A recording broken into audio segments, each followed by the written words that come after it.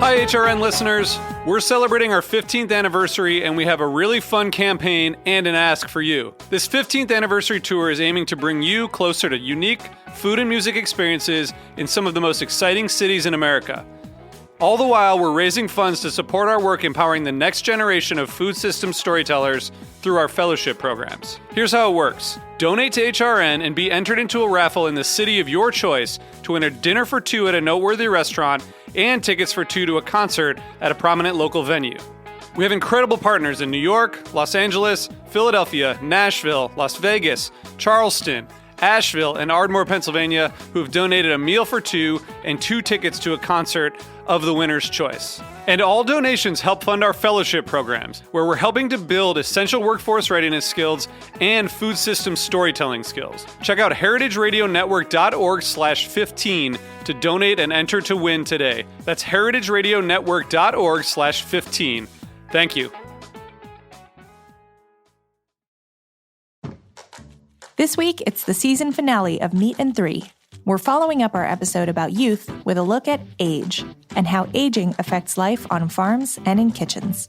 At the most basic level, we need people to grow food for a growing global population. The question of planning for retirement or old age as a cook, it's almost one that doesn't exist bizarrely until it's too late. We also have a story about a food that might be older than you think. A recent archaeological finding might have CrossFitters everywhere reevaluating their diets. Plus, a story about one of Atlanta's most historic and risque landmarks. There are dancers that have been there 20 and 30 years. Don't miss our season finale of Meat and Three, available wherever you get your podcasts.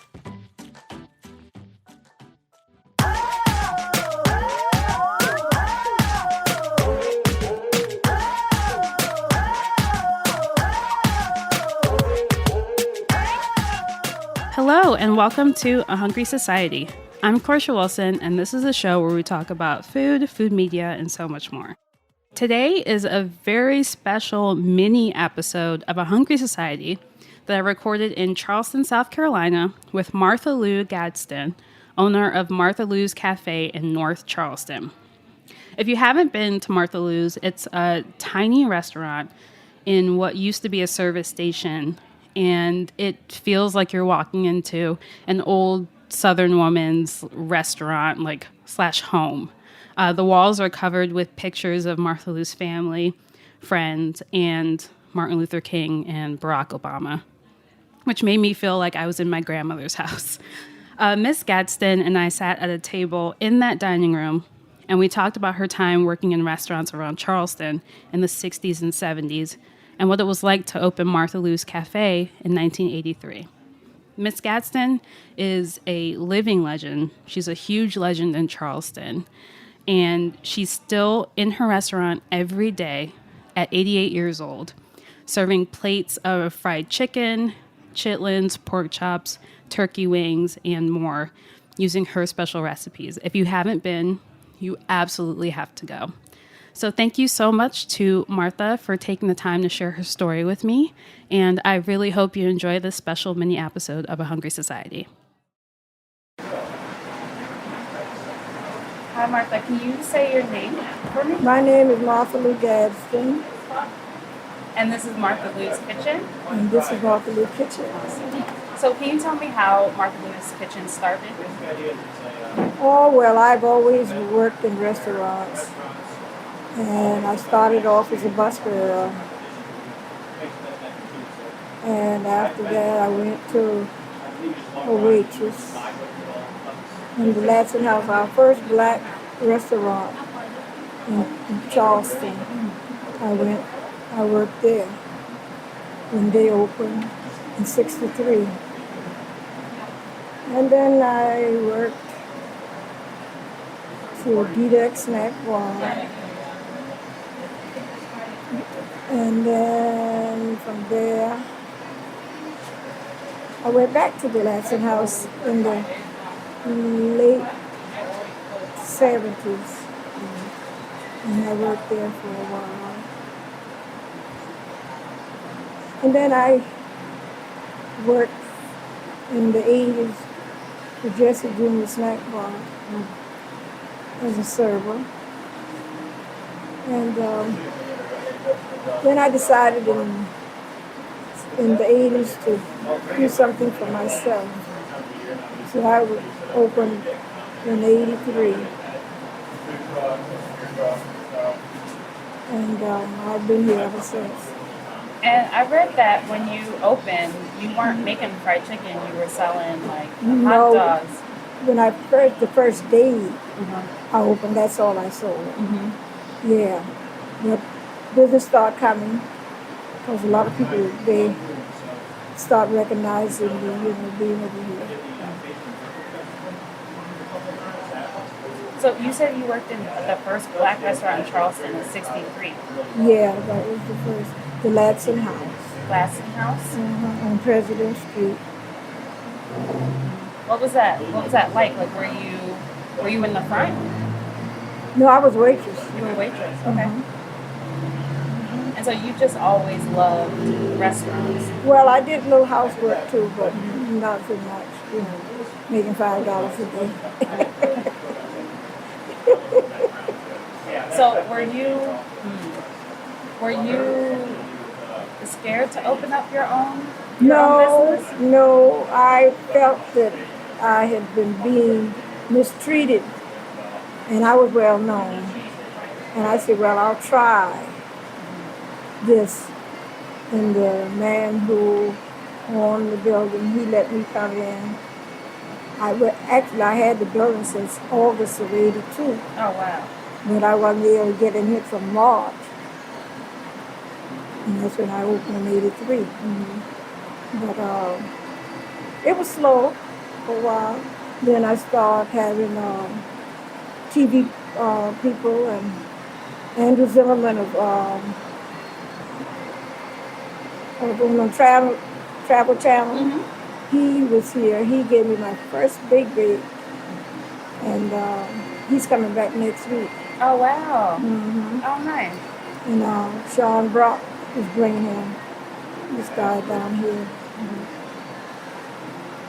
Yeah, so whenever I talk to local people, they always say Martha Lou's Kitchen. Especially like if they grew up here, they know this restaurant. Well, they didn't actually, when I came here, this was a little service station. And they had already closed it. And so he had it for rent. Well, it was a little snack bar too, because the hood was up, but I had to get another hood from the health department. So then we fixed it up. 35 years, it's still standing. So do you have a favorite dish on the menu, like something that you eat all the time? I guess it used to be chicken, but I don't have much of appetite anymore. Chicken used to be, but I don't have much of appetite. Whatever I could eat now. And I used to eat my chicken every day. You used to eat it every day? Chicken, I had to have a piece of chicken. And since I've gotten older, I don't eat too much. So, a lot of women now are opening up their own restaurants too. What advice would you give them?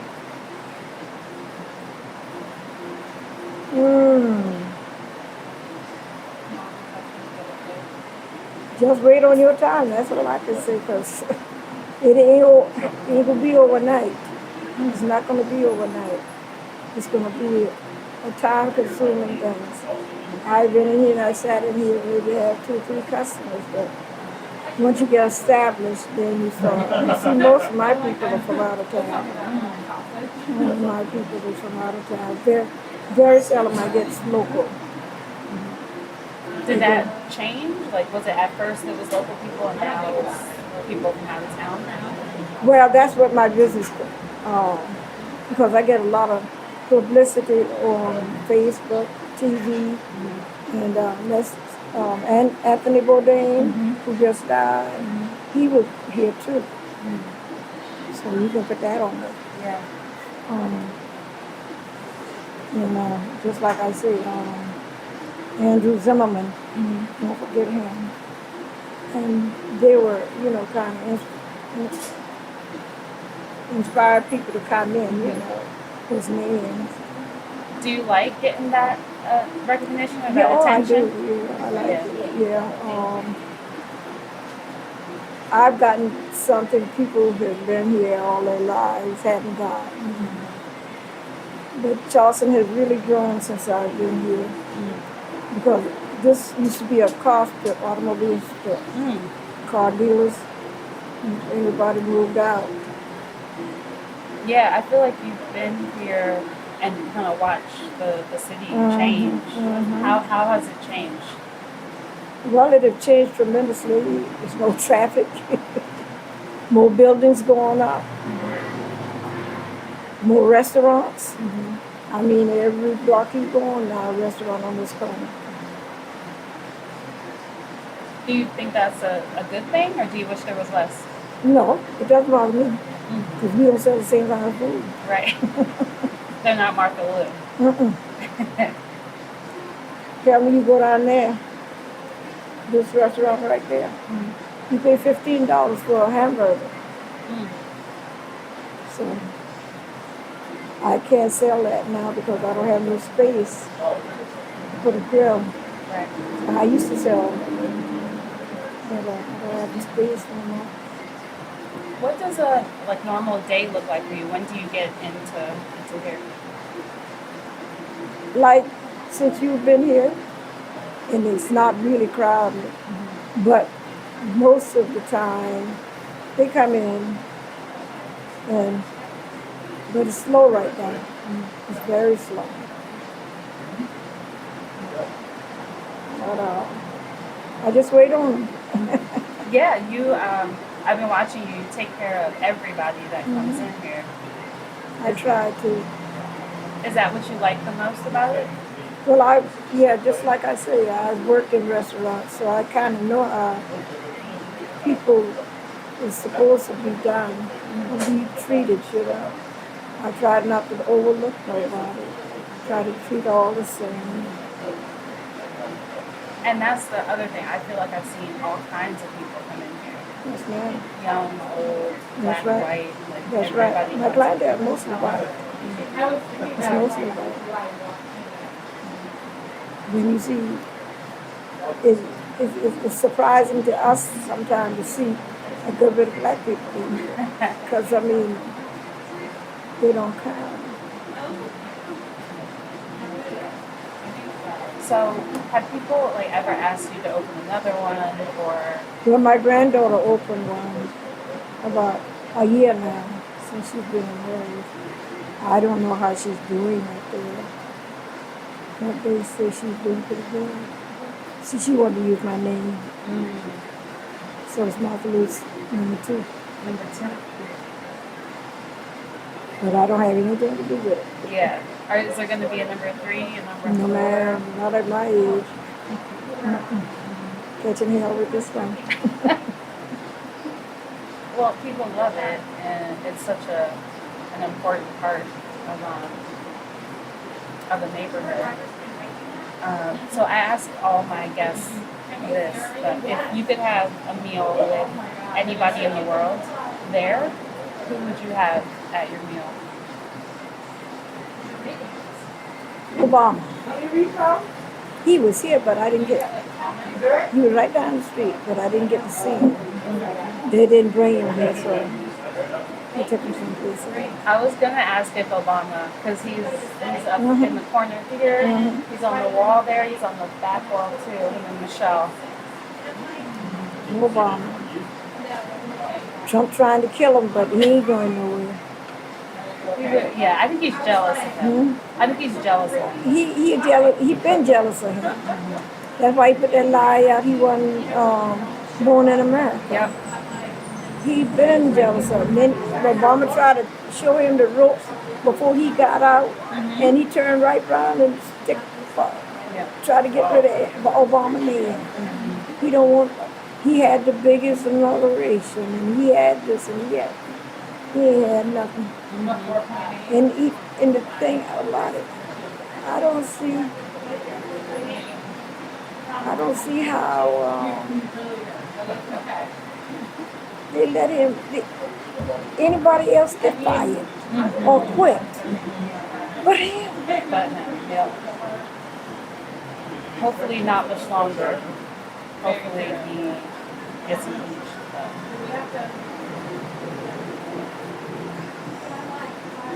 So who else would you have at the table?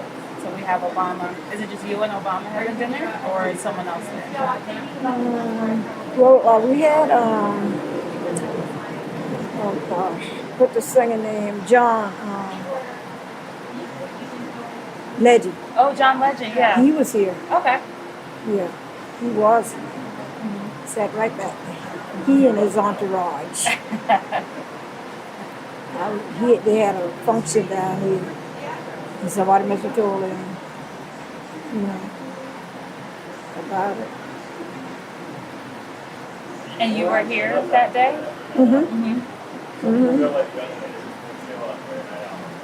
Was he nice?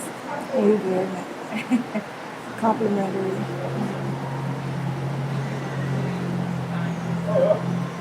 What's the biggest compliment that people give you? Well, they could, excuse me a minute. Names on the local people, the people from celebrities with me.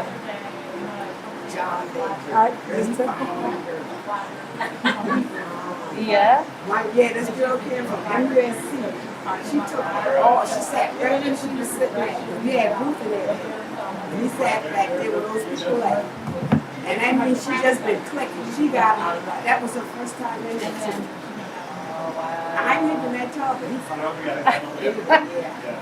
That's the first time I ever seen a man have his face and match his legs. Match his legs? His leg was smooth. Oh, okay. She had a complexion. Yeah, we went in 2:15 in April. Matter of fact, it was tax day. He was and he took that one out. He put it on Instagram or something else. And he took a lot of pictures. He did take a lot of pictures. We don't have them. And we had Reggie Jackson. Reggie Jackson was here. He came 2 days in a row. Oh, wow. Yeah, okay. And he had us tickets. We was really good to make a ticket. To the game. And we had Jessie back there. She was here with her family. Oprah, Ellen, and then Rachel Ray sent their team down to Saturday. Okay, but they didn't come in. No, they said it was The people, yeah. John was there, Raphael was there, Reggie was there. You know the lady used to wear the pink glasses? Yeah. She had her show. I remember her, yeah. Barack passed by, I missed her. I had a piece of chicken breast in my hand. He came down, he was going down to the church to preach. That's when those people got killed.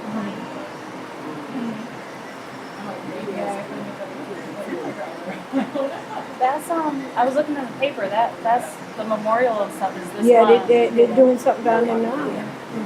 And they made, for the oldest lady, you got the pictures in the back of them. The oldest lady, see, they're making a park. And down there. She went to the park. The majority of people all in the park. I know it was sad, but they're all something. Even the son got killed. He just ain't going to live with his mom. Their sample size must be small.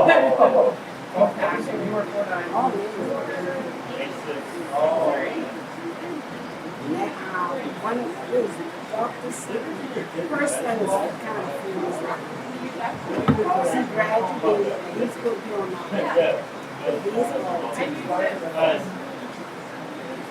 That's that John Dixon. So so most of them just got to take down the bar. And they signed the book we got back. How long have you worked here? Off and on 35 years. 35 years? Wow.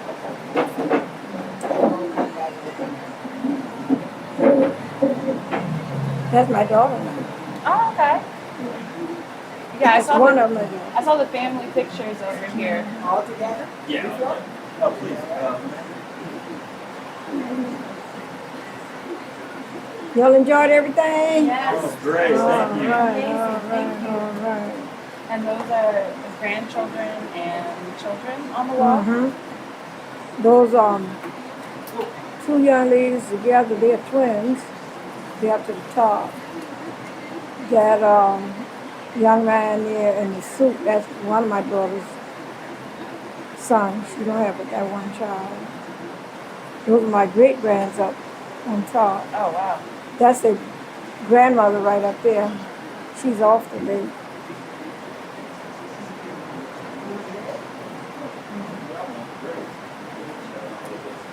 And the picture of the outside with you. Who did the painting outside? Child. He died. Oh, no. A couple of years, about 2 years now. And he did the drawing on the wall for me, too. Yeah, these are beautiful. Yeah, I couldn't put no pictures up, so I told him to put something on my wall. And they've been out there over 20 years. Over 30 years. So I don't have to wash them down or nothing. Yeah, they're beautiful. Yes. Straw on the table. Oh, we got Right here, right there. Oh, it's not behind that picture. All right. Thank you. Y'all have a good day. Thank you. Okay, well, my last question for you, what do you want? This is a big question. But what do you want the next, 35 years of Martha Lou's Kitchen to? It ain't gonna be no 35. It won't be no 35. If we come up at 18, it'll be good. So you're okay with it just being what it is? Yeah. Right? Okay. See, I'm getting all older, not younger. Next 30-some years, I ain't gonna be it. It's interesting because people I feel like with restaurants, people want the restaurant to be this thing. And I think what you're saying is that Martha Lou's Kitchen is Martha Lou. And that's okay. It's fine for it not to be a big thing. It's you. Yeah. Oh, okay.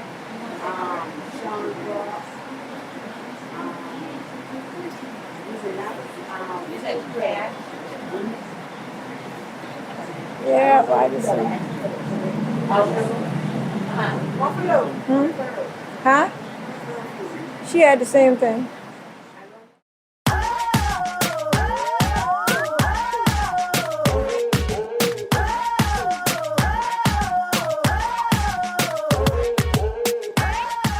Thanks for listening to Heritage Radio Network, food radio supported by you.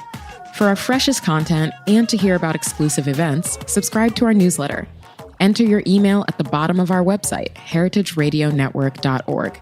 Connect with us on Facebook, Instagram, and Twitter at heritage_radio. Heritage Radio Network is a nonprofit organization driving conversations to make the world a better, fairer, more delicious place. And we couldn't do it without support from listeners like you.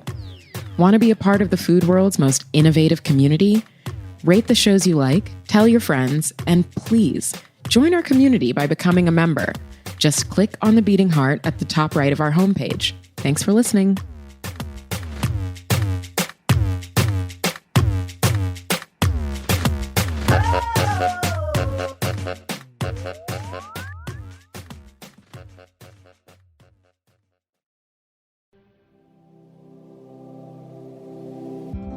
Hey there, I'm Lee Ullman here with some big news from the National Young Farmers Coalition. We're partnering with Heritage Radio Network on a special season of The Farm Report. It's all about what's happening with the Farm Bill and how it impacts farmers and eaters. I am growing diversified vegetables on land that's been in our family for 150 years. And so with the pandemic, gentrification, property values going up, we had to sell the land and we lost it. Join us as we uncover the untold stories behind this massive piece of legislation that shapes how we grow our food, what we eat, and so much more. The problems we have had, those are things that come from earlier Farm Bill and USDA policy, right? Like Earl Butts, get big or get out. You know, it's my responsibility to know not only what I'm eating, but then like how that all came to be, and realize like, wow, like this piece of legislation, all this money, like it's technically something that I support as a taxpayer. While Congress debates the next Farm Bill, this is not just an invitation to listen. It's a call to action. Be part of the conversation. Subscribe to the Farm Report on Heritage Radio Network, wherever you listen to podcasts.